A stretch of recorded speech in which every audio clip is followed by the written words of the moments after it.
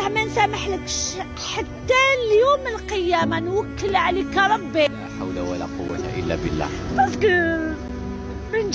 على جال قصة العائلة تاعي، قصة فاميلتي.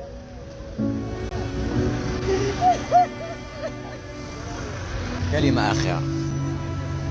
الكلمة الأخيرة، ما تستغلوش الناس في الضعف تاعهم. الإنسان كي تشوفوه ضعيف ما تستغلوش. نظن على بالكم وش هو الموضوع. توفات جزائرية معروفة ب كاتيا الشيطانة ولا كاتيا مقلشة، أنا ما نعرفهاش شخصيا، الاسم تاعها متداول كيما هكذا. ربي يرحمها ويوسع عليها ويرحم جميع أمة محمد. صباح الخير حبابتي، وش راكم؟ صافا لاباس بيان يا اختي؟ اليوم انا راني صايمه صيامي في الجنه بيان سور. ما تبداوش تقولوا انتيا راكي صايمه ما راكي صايمه، اني صايمه، اني صايمه، ما قوتكمش على كل حال. ليسونسيال ادعوا لي ان شاء الله في هاد العواشر. لذلك فجبت لكم هذا الفيديو حتى تفرجوا باش ما نطولش عليكم ساعه ونبداو نحكي في الموضوع. تابعوا معايا هالفيديو تاعها هذه اللي نورمالمون قبل ما تموت، مانيش عارف قداه الوقت اكزاكت، لكن هي حكايه هذه النعمه والرؤى صادقه ورؤيه تبان صادقه من القصه تاعها ومن الرؤيه تاعها. فحاجه مليحه، الرؤيه تاعها كانت مليحه وما شاء الله. شوفوا معنا. المهم نمت روحي طالعه في الجنه، طالعه السما، زعما طالعه في السما. نحلوا عليا البيبان ان شاء الله، ينحلوا عليا وعليكم بيان سور. ابخي نمت روحي زعما منا النار ومنا الجنه. من بعد زعما دخلت للجنه، زعما شغل جا راجل لابس كلش ابيض ولحيته بيضه دخلني للجنه. ومن بعد نمت الرسول عليه الصلاه والسلام شغل يهضر معايا، قال لي ابشري ونسمع غير ابشري.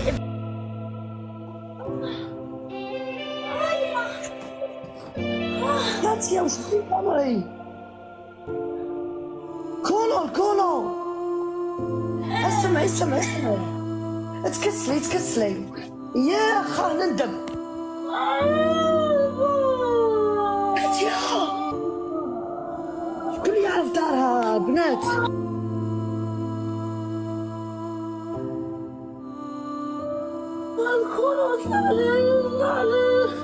يا كاتيا استغفري مولاك يا اختي، نوضي تكسلي كرشك، كسليها يا مخ. كنت عرفتها.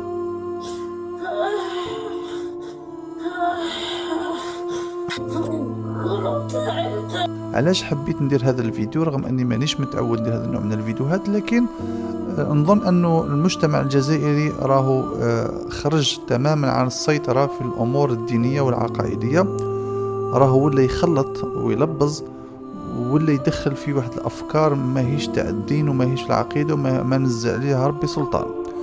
وراح نحاول بالعلم تاعي البسيط جدا باش نوصل لكم عقيدة بسيطة جدا لربي سبحانه.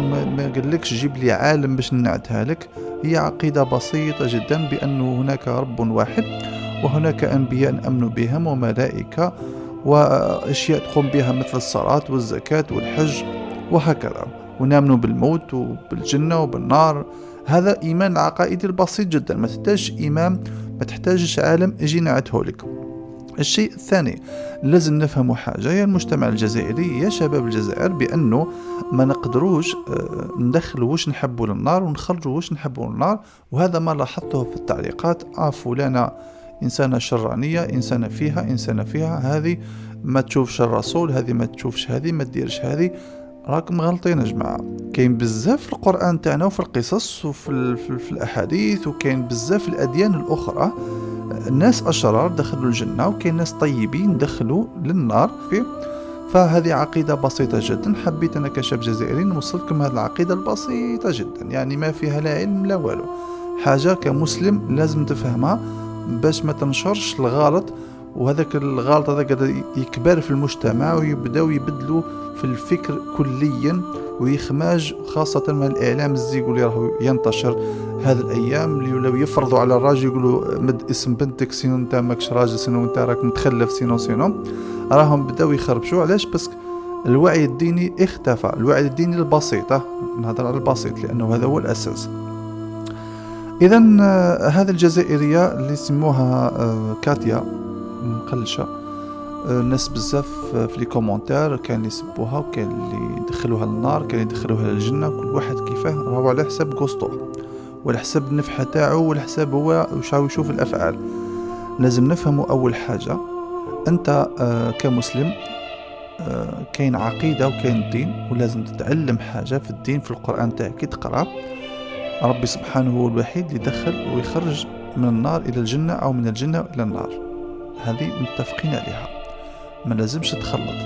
ثاني حاجة، احنا في الدين تاعنا تعلمنا أي إنسان يموت سيبون راهو يتحاسب مع ربي. إذا حبيت تسامحوا سامحوا في الدنيا، إذا ماكش حاب تسامحوا راهو حقك، واحد ما يقول لك علاش ولا كيفاش ولا مفروض عليك. إذا تحبوا تسلكوا عليه الدين سلكوا، إذا حبيتوا تصدقوا عليه صدقوا، إذا حبيت تفرزوا أمره. ما يعنيش أنه هذا الإنسان كي حياتها ما هيش مليحة معناتها خلاص دخلناها احنا للنار وفرحانين ونروح نرقدوا آلاز. جماعة هاكم غالطين بزاف الفكرة هذه. في القرآن وفي القصص وفي الأحاديث كاين بزاف ناس أشرار دخلوا الجنة، وكاين ناس طيبين دخلوا النار لأسباب أو بأخرى ولأفعال وأشياء كثيرة بزاف. بون، حبيت ندير هذا الفيديو لأنه لاحظت الناس في التعليقات تسب، وكاين حتى اللي يعني إنسان مات، يعني خلاص إنسان مات وقاعدين يسبوا فيه، كاين اللي يجبدوا له في أمور مش مليحة، وكاين اللي يدخل النار ويخرج الجنة وهي رايحة قصة كيما هكذا. شوفوا لجان، لازم نفهموا حاجة. أول حاجة، هذا الإنسان هذه إذا عندكم أي فيديو عليها موش مليح سبريميه نهائيا من الفيديو تاعك، سبريميه من البورتابل تاعك. اللي لاح في الانترنت حاجة عليها يسبريميها، حاجة ما هيش مليحة. علاش؟ لأنه في الدين تاعنا يقول لك اذكروا يعني محاسن موتاكم. علاش؟ لأنه إذا كان ربي سبحانه يشوف بلي الناس بكل كارهينها ولا ظلمت الناس بزاف، هنا ربي سبحانه يقدر يغضب عليها، وهذه حاجة مش مليحة، ونكونوا احنا متسببين. وهي راهي في دار الحق وحنا رانا في دار النوم، يعني احنا رانا راقدين حرفيا، احنا هنا رانا راقدين ماناش فاطنين. هذا هو النوم تاعنا احنا. دار الحق هي راهي في دار الحق خلاص، يعني ما بقاش لذلك فباش نعاونوها ونعاونوا غيرها باش تجي دالتك ويعاونوك، لازم تكون عندنا عقيدة دينية صحيحة. لازم تتعاوني وانا نعاونك وانا نعاون فلان، على الأقل هكذا كل ما إنسان يتوفى نكونوا دائما نفس العقلية ونفس الفكرة المليحة كما كانت الجيل القديم. خلاص كانوا كيما هكا، كان اللي يدير العمر على إنسان مات، حتى اللي يكون ظلموا وحقروا مات سيبون، نديروا عليه عمرة، نديروا عليه حجة، نصدقوا عليه. لو كان قرأ عام ب2000 فرنك أي حاجة باسمه هو على الأقل يفرح بها. لازم نفهموا بأنه في الدين تاعنا رحمة الله واسعة.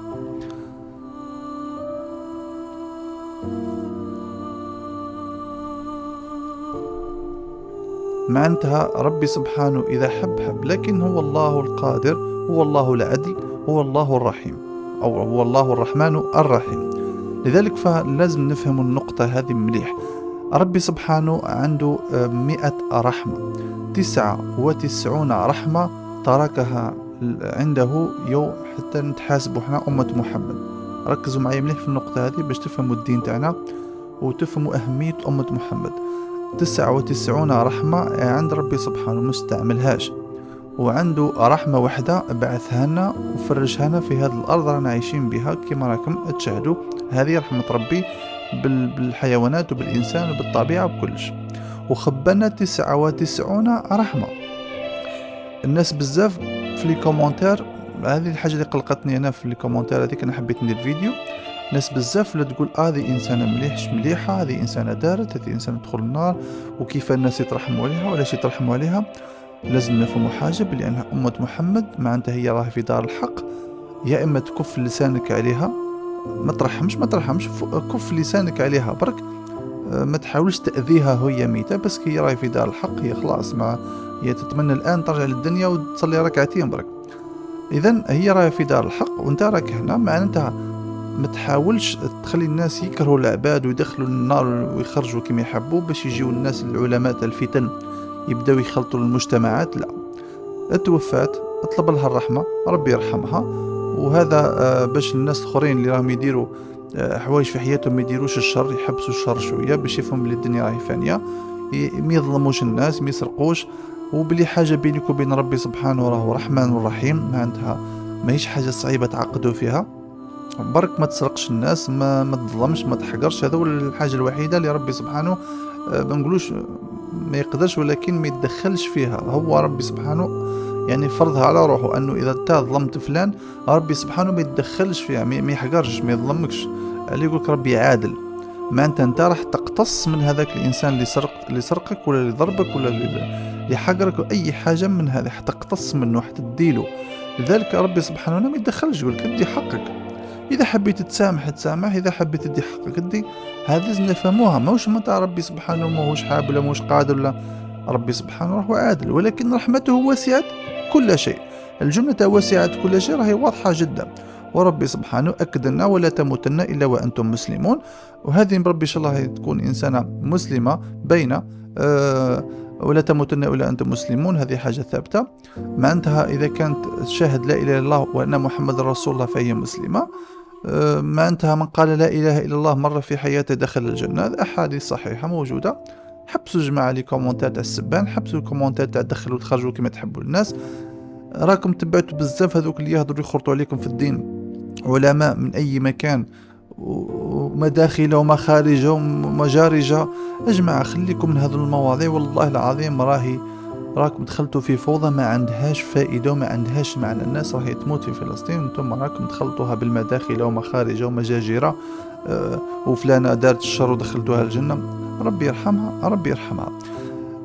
حاجة أخرى، الناس اللي ماهيش مأمنة باللي احنا أمة مرحومة، لازم نفهموا بأنه أمة محمد تخيلها انت، هي تخيلها بأنها شعرة بيضاء. أمة محمد هذه كاملة تشوف فيها هي شعرة بيضاء، وتخيل الأمم الأخرين كامل عبارة عن شعرة كحلة، يعني شعرة قدها أمم بزاف. تخيل احنا ملي تخلقت الدنيا حتى تنوض القيامة، تخيلها في ثور أسود، وتخيل الثور الأسود هذاك فيه شعرة بيضاء. هذيك الشعرة البيضاء هي أمة محمد. لذلك فعليه يقولك احنا أمة مرحومة، لأنه احنا أصلا أمة قليلة، والسن تاعنا تاع الوفاة صغير بزاف، وربي سبحانه أرحمنا، نقصنا حوايج وارحمنا في حوايج بزاف فيها الخير كبير. فلذلك كفوا ألسنتكم على الناس. إذا كان إنسان توفى الله يرحمه، إذا ماكش قادر تقول له يرحمه ظلمك حقرك ولا إنسان موش مليح، كف لسانك وفقط، ما تسبش إنسان متوفي، ما تنشرش حاجة في المجتمع تفزدها وتفزد النظر. خلي الناس يكونوا عندهم النية ذيك. كاين ناس حابة تصدق عليها، خليوها تصدق. أو أنا حابة نصدق عليها آية، حابة نصدق عليها تمرة، حابة نصدق عليها قرعمة، علاش ما نصدقش عليها؟ علاش ماهيش إنسان؟ رغم أنها كان فيها الشر كامل. علاش أي إنسان شراني يموت خلاص تقدر تصدق عليه ودير معاه بيه واش تحب. ما تجيش انت في لي كومونتات تقول لها انت كيفاه تصدق على وحده كيما هذه. جماعه واش هذه الهضره هذه ما كاينش في الدين، هذه ما كاينش في العقيده تاعنا، ما كاينش في الامور هذو كامل. لذلك باختصار باش ما نطولش عليكم، مانيش حاب نديطايكم في الدين. اي انسان توفى مليح ولا ماهوش مليح، فزد ولا ما فسدش، راح يتحاسب على افعاله. ولكن اذا كان ربي يرحمه راهو رحمه، يعني اذا كان ربي سبحانه رحمه. حتجي انت تقول ربي سبحانه كيفاه ترحمه انا ما ترحمنيش؟ ما تقدرش تدخل في ربي سبحانه واش يدير، لانه ربي سبحانه عادل، وربي سبحانه مد الفرص للناس. وبالك هذه انسانه دارت الخير في حياتها بينها وبين مولاها، دارت حاجه مره في حياتها، دارتها صغيره كبيره دارتها، ربي سبحانه رحمها بها. القصص مشهورة جدا، يعني كاين ناس شربت كلاب، وكلت قطوطة، كاين ناس داروا خير بزاف رغم انهم ماهمش ملاح، لكن دخلوا الجنة برحمته. لذلك فكفوا ألسنتكم على هذه المرأة وغيرها، وكفوا المواضيع اللي تحكيوا فيها على المداخل والمخارج. مانيش عارف انا واش راكم تلبزوا في المواضيع، واش الفايده تاعها في حياتكم ما كانش. حبسوا شوي الناس هذوك اللي يقولوا عليهم السلفيين، هذوك راهم فارغين الشغل. اللي حب يدير الخير يروح يديروا في الجامع ويديروا في الطرق، يحفر ينظف يدير حاجه، ما يبقاش نهار كامل هذيك دارت الخمار وذيك نحات الخمار ونحن مع الخمار وهاشتاغ. اودي هذوك فارغين شغل، ما همش راح يفيدوكم، ما همش راح يطلعوكم. كاين قانون بيروقراطي ولا كاين قانون ديكتاتوري ولا كاين قانون علماني، ولا هذه كامل كل دولة عندها المنظومة تاعها. السعودية وما أدراك ما السعودية اللي راكم تفتخروا بها، راهي فيها كفار وراهي فيها شطيح ورديح وفيها الكفر وفيها الناس تجيبوا ملكا باش يشطحوا لك عريانين في قراب المكة، وهي رايحة روح حاضر عليهم ولا روح قول لهم انتم راكم كفار. ولا كل دولة ذوك ولات عندها النظام تاعها. انت برك قلتها بروحك، حاول قد ما تقدر ما تخرج، ما تبداوش جماعة تتبعوا في فلانة قتلوها في النار ولا خدات الشر ولا خد وعي. انصح دير اهدر، ولكن نقصوا شوية. انسان توفى، انا شفت لي كومونتير عيب لي كومونتير ياهو تهضروا على انسان متوفي. صعيب توفات خلاص، لا بالنا شكون هي لا بالنا كذا، توفات ربي يرحمها. ما تبقاوش تدخلوا في الناس علاش تصدقوا عليها. حابين يصدقوا عليها عمره، حابين يصدقوا عليها قرعامه، ربي سبحانه حببها ناس، حبب الناس ليها. ربي سبحانه حبب الناس ليها. نقولها علاش؟ لانها ماهيش مليحه، لانه المجتمع ماهوش مليحه. حلا غالب دوكا انسان مدين الناس كارهينه. كيف انسان مدين الناس كارهينه، انسان ماهوش مدين ولا انسان شرير وصل الدرجه اللي يقول واحد الانسان يقول انت مش رسولك تكذب برك، رسول ما يبانش الناس كيما نتوما. شكون اللي قال لك؟ شكون اللي قال لك الرؤى هذو يبانوا لهذا ولا الفلتان ولا ما كانش قواعد ولا خوارزميات في الدنيا هذه باش الرسول يبان لهذا وما يبانش لهذا، ولازم تكون انسان ما عرف شكون. لا، الرسول صلى الله عليه وسلم يقدر يبان لاي انسان، ربي يرحمه. هذه هي باش نكونوا في الصورة. لذلك فربي يرحمك كاتيا المقالشة، ربي يرحمك. نتمنى نكون عرفنا اسمك الكامل كنا ذكرناه. ربي يرحمك ويرحم جميع الموتى المسلمين. وهذه أيضا درس للناس بكل باش يفهموا بأنه الدنيا هذه راهي صغيرة جدا. اتعلم، استمتع بحياتك، ما تبقاش تحزن. خليوا بناتكم يتعلموا شوية، ما تبقاوش تضغطوا عليهم باش تزوجوهم برك وصغار، تحبسوهم صغار وتزوجوهم وتطيشوهم. كما هذه عاشت فريمون، عاشت صغر ماهوش مليح، عاشت في أماكن ماهوش مليحة. علاش؟ بس كون لقات كيفاه دوكا بالك عاشت في عائلة مليحة ولقات الأخ مليح ولا أب مليح ولا أي ما توقعش. وهذه مشاكل راهي تتكرر في المجتمع تاعنا، فحاولوا كيف تعالجوهم. وربي يرحم جميع موتى المسلمين. سلام.